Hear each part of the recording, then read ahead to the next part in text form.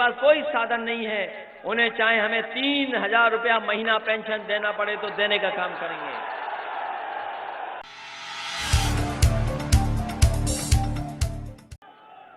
मैं देख रहा हूं यहां पर बड़ी संख्या में हमें लोग दिखाई दे रहे हैं और पहला कार्यक्रम मैंने कन्नौज लोकसभा में रसूलाबाद में किया था। जिस तरीके से हमें लोगों में जोश और उत्साह दिखाई दे रहा है, रसूलाबाद में भी जोश और उत्साह था और शिवरा मऊ का जोश और उत्साह से ज्यादा दिखाई दे रहा है।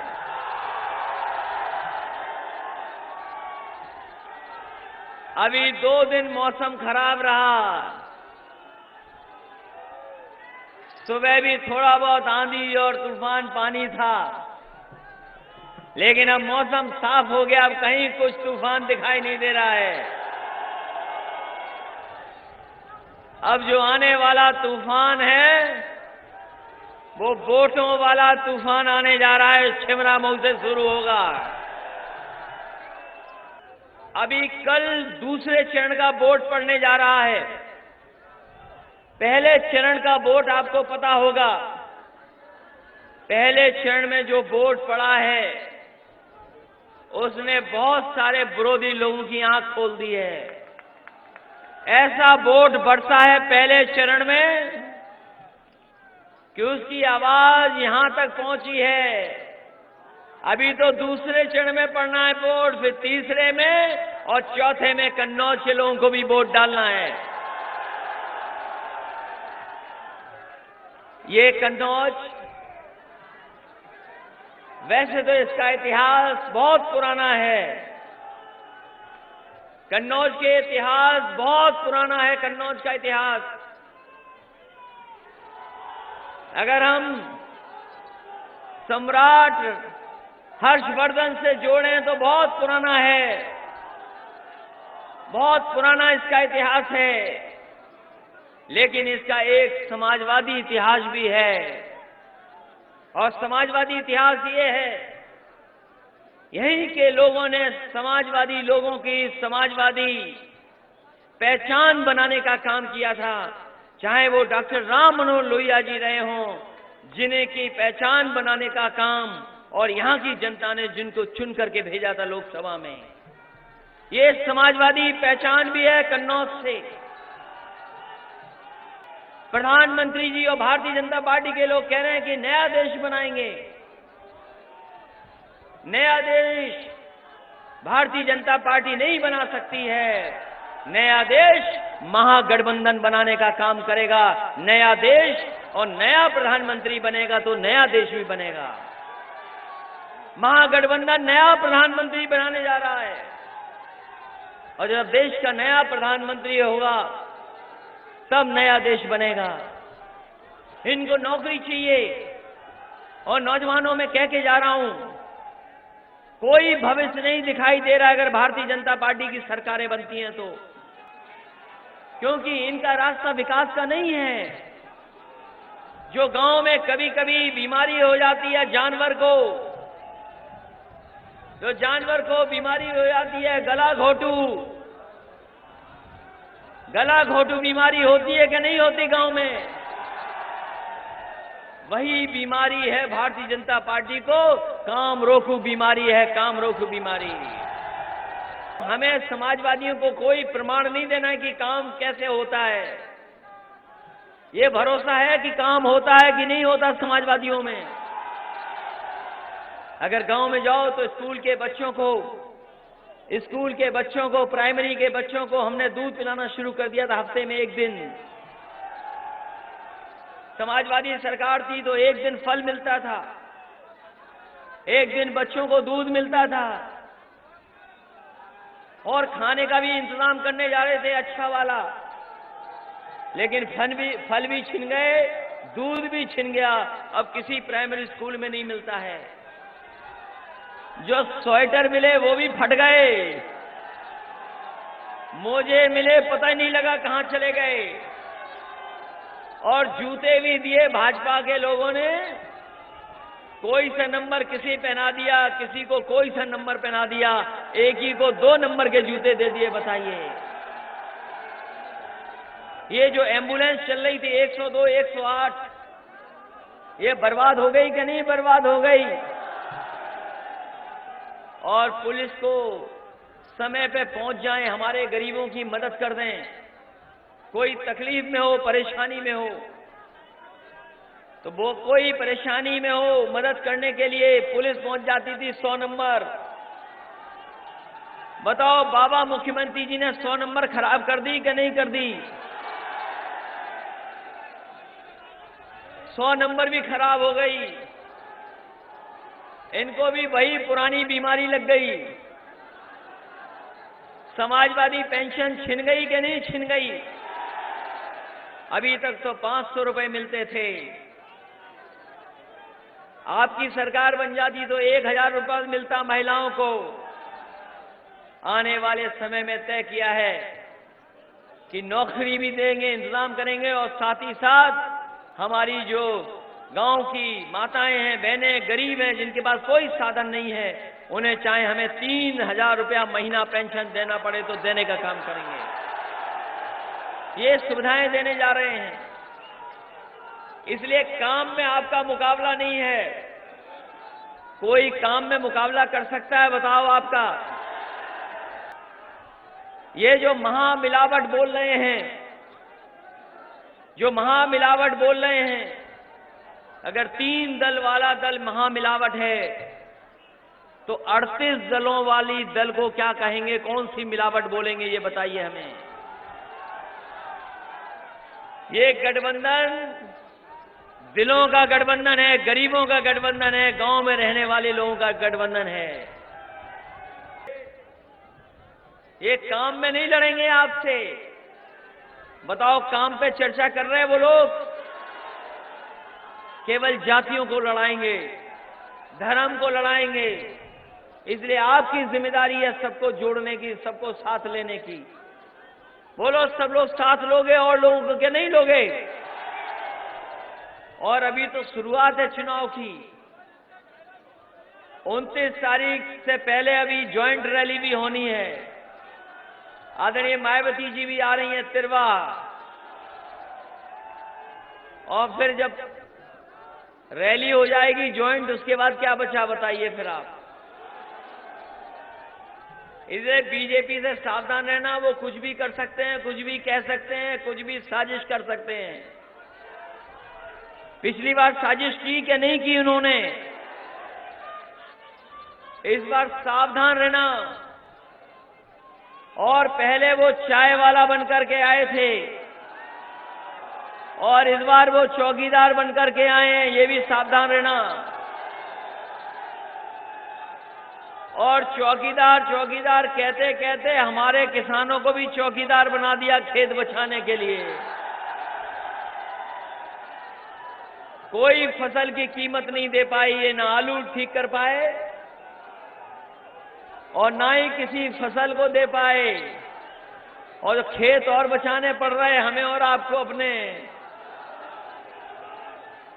और इस सड़क के किनारे मंडी इसीलिए बन रही थी कि कम से कम खुशहाली आए हमारे किसानों की, कोई सामान जल्दी पहुंच जाए बाजार, कोई सामान जल्दी पहुंच जाए। और हमारे व्यापारी भी जानते होंगे, चाहे वो छिमराऊ के हों, गुरसाईगंज के हों, कन्नौज के हों, अगर उन्हें व्यापार करने जाना पड़ता होगा तो बताओ दिल्ली या लखनऊ कितना आसान हो गया उनका जाना आना। तुम बार बार चौकीदार बोल रहे हो, वो बात तो जान गए चौकी छिन जाएगी, ये बात स्वीकार कर ली कि चौकी छिन जाएगी। चौकीदार के बारे में जान गए, लेकिन ठोकीदार के बारे में भी तो कुछ बताओ। ठोकीदार भी तो है उत्तर प्रदेश में। और देखो ठोकीदार से क्या क्या सीखा लोगों ने। उनकी ठोको नीति से क्या हुआ कि जनता पुलिस आपस में एक दूसरे को ठोक रहे हैं। पुलिस को यही नहीं पता है किसको ठोकना है, और जनता भी भूल जाती है तो पुलिस को ठोक देती है। उनके विधायक सांसद भी सीख गए एक दूसरे को ठोकना। वो टीवी पे देख रहा होगा किस तरीके से एक सांसद ने एक विधायक को 21 जूतों की सलामी दी।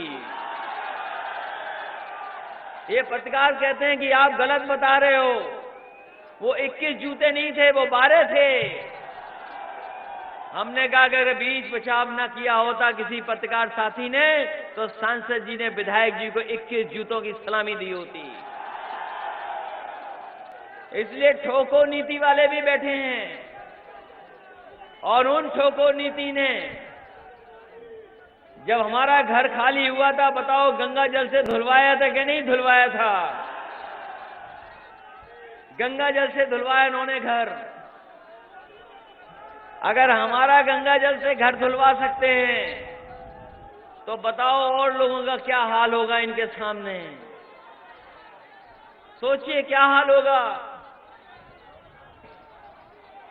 और बदनाम करने के लिए वैसे पत्रकार साथी कभी सुबह 8 बजे नहीं उठ सकते, क्योंकि रात में देर तक काम करते हैं। सुबह 8 बजे बताइए प्रेस के लोग पहुंच गए घर में और रिकॉर्डिंग करने लगे और प्रचार करवाया कि हम चोटी ले गए हैं घर से। यही तो प्रचार कराया कि नहीं कराया? हमने भी तय कर लिया है कि सरकार बदले, वही अधिकारी ढूंढेंगे जब तक कोई छिलम वहां न मिल जाए। ढूंढेंगे लगातार। इसलिए सोचिए देश के सामने कैसा खतरा है। इसलिए भेदभाव की राजनीति करते हैं ये लोग, भेदभाव की राजनीति करते हैं। हम समाजवादियों ने कभी भेदभाव नहीं किया होगा। अगर समाजवादी पेंशन मिली तो हर वर्ग के लोगों को पेंशन मिली होगी। अगर एम्बुलेंस मदद कर रही है तो हर वर्ग के लोगों को मदद कर रही है। और जो समाजवादी पेंशन पहुंची थी वो हर वर्ग के लोगों के बीच में पहुंची थी। कोई नहीं कह सकता कि भेदभाव किया था। ये दिल्ली की सरकार में जाने दीजिए समाजवादियों को, तो सरकार से हम देंगे आपको घर, और वही लोहिया आवास 3,05,000 का गरीबों को दिलाने का काम करेंगे। अभी तो घर 1 लाख कुछ का मिलता है, उससे घर नहीं बन पाता भी पूरा। 3,05,000 से ज्यादा कीमत का घर देंगे, जिसमें सोलर पैनल होगा, लाइट होगी, पंखा होगा, और अपना मोबाइल चार्ज करना चाहोगे तो मोबाइल भी कर लेना, टीवी चलाना चाहोगे तो टीवी चला सकते हैं। और हमने उसकी शुरुआत की थी, वो कलाम साहब ने उद्घाटन किया था। वो गांव आपको पता होगा, जहां पर 2 गांव हैं, फकीरेपुर, और वो आज भी जब से बनाया है 24 घंटे बिजली फ्री आती है, एक भी पैसा गरीब को नहीं देना पड़ता है। उनकी चक्की चल जाती है, ट्यूबवेल, खेत का पानी लग जाता है, और घर में बिजली आ रही है, कोई बिल नहीं देना पड़ रहा है। ये गांव में बिजली लगाई समाजवादियों ने, योजना शुरू की समाजवादियों ने, और ज्यादा बिल भेज रहे हैं बिजली के ये भारतीय जनता पार्टी के लोग। इसलिए गरीबों को सुविधा देनी है। और अपने हमने कहा है सपेरों के लिए हमें अगर अलग से भी गांव बसाना पड़ा, उसके लिए जगह निश्चित कर दी थी हमने छिबरामऊ में, कट पर आने वाले समय में, क्योंकि यही हमारे भारतीयों की पहचान है। अगर अंग्रेजों ने कभी हमें लिखा भारतीय लोगों को, तो ये कहा कि ये सपेरों का देश है। अभी जब अमेरिका के सबसे बड़े एक आए थे, सोशल मीडिया के एक अधिकारी, ट्विटर के, वो ताज्जुब कर गए जब उन्होंने सपेरों को देखा। कहा कि बताओ भारत में अभी भी सपेरे रहते हैं? हमने कहा हाँ, हमारे भारत की जो हजारों साल पुरानी संस्कृति है वो आज भी वैसी की वैसी जिंदा है, उसको कोई खत्म नहीं कर पाया है। लेकिन जो सम्मान मिलना चाहिए था इन सपेरों को, सुप्रीम कोर्ट से छिन गए इनके सांप। इन्हें सम्मान नहीं मिला है। इनको पेंशन हम लोग दे रहे थे, घर मिल जाते। हम कहना चाहते हैं चाहे आबादी में कम हो, लेकिन इन्हें पेंशन और इनके आवास देने का काम सरकार से करेंगे। अगर नहीं सरकार से भी कर पाए तो आने वाले समय में इसी एक्सप्रेसवे के पास एक सपेरों का गांव बनाने का काम समाजवादी और हम लोग करेंगे, क्योंकि इनकी संस्कृति खो जाएगी वरना। क्योंकि बेचारों के पास खेत नहीं है, मांग करके खा रहे हैं, बीन बजा करके खा रहे हैं। और ये जो धुन निकालते हैं कभी कभी, कोई नहीं निकाल सकता वो धुन, केवल यही सपेरे निकाल सकते हैं। ये अलग बात है कि अभी निकालें तो न जाने कितने सांप आ जाएंगे।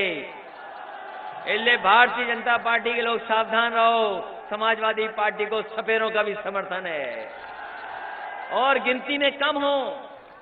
इसी तरह पाल समाज के लोग सोचते हैं कि हम आबादी में ज्यादा हैं, लेकिन हमें हक सम्मान नहीं मिल रहा है। हमारे प्रजापति समाज के लोग हैं, वो ये सोचते हैं कि हम आबादी में ज्यादा हैं, लेकिन हमें हक नहीं मिल रहा। इसी तरह कुर्मी समाज है, इसी तरह लोधी समाज है, और लोधी समाज तो रामबख्श वर्मा जी जानते होंगे। वो ये सोचते हैं कि हम तो यादव से ज्यादा हैं, लेकिन हमें हक और सम्मान नहीं मिल रहा है। हमारे कटियार समाज के लोग हैं, इसी तरह वाल्मीकि समाज के हैं, इसी तरह और समाज के लोग हैं। भारत में ये सोचते हैं कि हम आबादी में तो ज्यादा हैं, चाहे वो विश्वकर्मा समाज हो, चाहे हमारे व्यापारी समाज के लोग हों। वो ये सोचते हैं कि हम आबादी में तो ज्यादा हैं, लेकिन हम हक सम्मान नहीं मिल रहा है, हमारा कोई हक सम्मान छीने ले रहा है। इसलिए हम सबको बताना चाहते हैं, देश तभी बदलेगा जब हमारी आपकी गिनती हो जाए और आबादी के हिसाब से हक और सम्मान मिल जाए। ये बीजेपी वाले कभी हक और सम्मान नहीं देंगे। ये अंग्रेजों से सीखे, बांटो और राज करो। हो सकता है हमें और आपको भी वैसे ही बांटें और राज करने का रास्ता निकाल रहे हों। इसलिए हर वादा इन्होंने वादा अलग किया और धोखा दिया हमें। बताओ 5 साल के कार्यकाल में कोई काम हुआ हो तो बताइए। ये जो शौचालय बनाए हैं, ये जो गांव-गांव शौचालय खड़े कर दिए इन्होंने। कांग्रेस पार्टी बनाती थी 1 गड्ढे का शौचालय, दिल्ली से भारतीय जनता पार्टी बना रही 2 गड्ढे का शौचालय, और न कांग्रेस ने पानी दिया था शौचालय में, और न भारतीय जनता पार्टी की सरकार दे रही है शौचालय में पानी। दिल्ली में जाने दो समाजवादियों को, हम जहां पढ़ाएंगे लिखाएंगे संपन्न बनाएंगे, वहीं कम से कम ये इंतजाम करेंगे कि जो 3 लाख से ज्यादा का आवास है, उतना 3 लाख से ज्यादा पैसा मिल जाए, घर भी बन जाए और आपका कम से कम अच्छा शौचालय मिल जाए जिसमें पानी का इंतजाम तो हो। तो बताओ दुनिया कहां पहुंच गई? दुनिया मोबाइल से चल रही और शौचालय में पानी नहीं। लोग मोबाइल से सामान मंगा ले रहे हैं। बताओ सामान आ जाता है कि नहीं आता है मोबाइल से? अगर कोई गलत बोलता है आप मोबाइल से पता कर लेते हो कि नहीं कर लेते हो कि गड़बड़ हो रहा है? अब तो मोबाइल भी बीजेपी के खिलाफ है कि नहीं है बताओ? तो इसलिए इन्हें सबक सिखाना इस चुनाव में। और ये चुनाव डिंपल का जरूर है, ये डिंपल का चुनाव जरूर है, लेकिन कन्नौज पे नजर सबकी होगी। जब से हम समाजवादियों ने बाबा जी को हराया है, बताओ हराया कि नहीं हराया समाजवादियों गठबंधन ने? नजर यही होगी कन्नौज में। हमें भरोसा आप पर है, सब पर, और खासकर छिबरामऊ की जनता पर। बताओ सबसे ज्यादा वोटों से जिताओगे कि नहीं जिताओगे? ऐतिहासिक वोटों से जिताना, ऐतिहासिक वोटों से जिताओगे और अपने गांव में खुद संभालोगे चीजें कि नहीं संभालोगे? दूसरे लोगों को मनाओगे कि नहीं मनाओगे? और अगर आपने मना लिया और अगर आपने सम्मान दे दिया तो सबसे बड़ी जीत अगर किसी की होगी तो डिंपल की होगी। और अगर डिंपल की जीत सबसे बड़ी होगी तो हमसे ज्यादा खुश कौन होगा ये बताओ पहले। इसलिए भारतीय जनता पार्टी के लोग आपके भी सपने मार रहे हैं, क्योंकि हम और आप भी तो वही उम्र के हैं जो सपना देख रहे हैं कि कम से कम कुछ भविष्य बेहतर हो।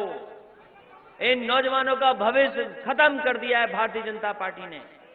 आज सपने भी नहीं देख सकते नौजवान, ये हालत पैदा कर दी है। इसलिए अगर चाहते हो कि एक्सप्रेस वे जैसा विकास हो तो समाजवादियों की मदद करना और तमाम समस्याओं का समाधान करने का काम समाजवादी लोग करेंगे। आप सबको बहुत बहुत बधाई, बहुत बहुत धन्यवाद देता हूं। इस उम्मीद और इस भरोसे के साथ कि आप सब मिलकर के अच्छे वोटों से जिताओगे। सब्सक्राइब बटन को दबाकर दबाएं घंटी का बटन। बहुजन मीडिया को मजबूत करने के लिए दलित न्यूज नेटवर्क को नीचे लाल रंग के